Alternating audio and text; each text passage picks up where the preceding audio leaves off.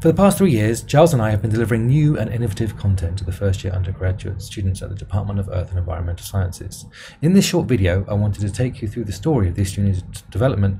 and delivery through a rapidly changing teaching environment, and how we use live student feedback and digital learning technologies to create great student outcomes and build success for the future. So, as a bit of context, first of all, at the Department of Earth and Environmental Sciences, we underwent a massive review of our undergraduate teaching not long ago, and we now deliver a common first year for all students of Earth and Environmental Science programs, and then they choose their specialisms in the subsequent years.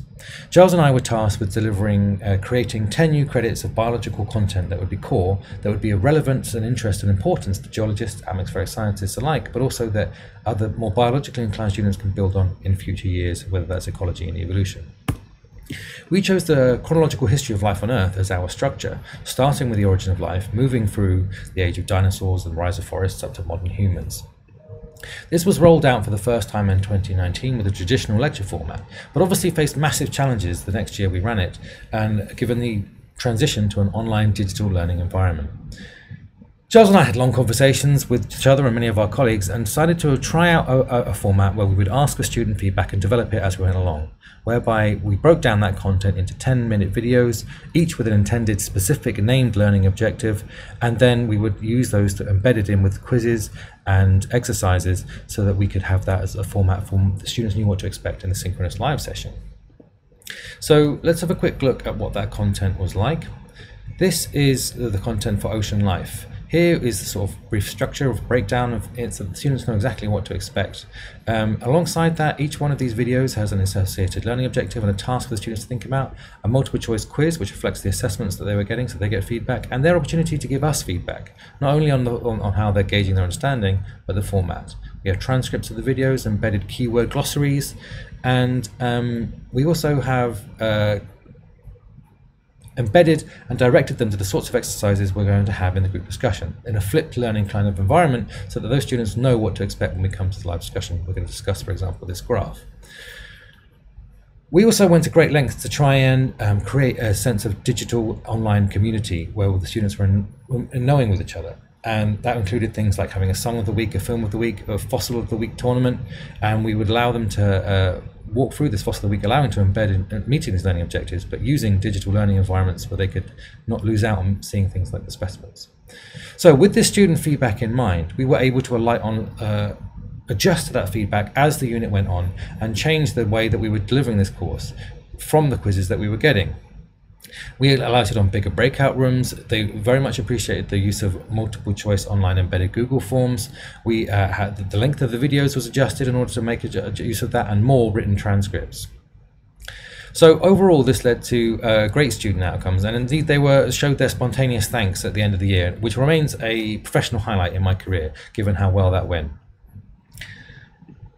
But of course, we had to then change again in 2021 when we were able to return to the face-to-face environment in more limited circumstances, but also think about borrowing that best practice of the digital learning environments that we'd found, and also making sure that we were able to maximize the use of that face-to-face time in the right way.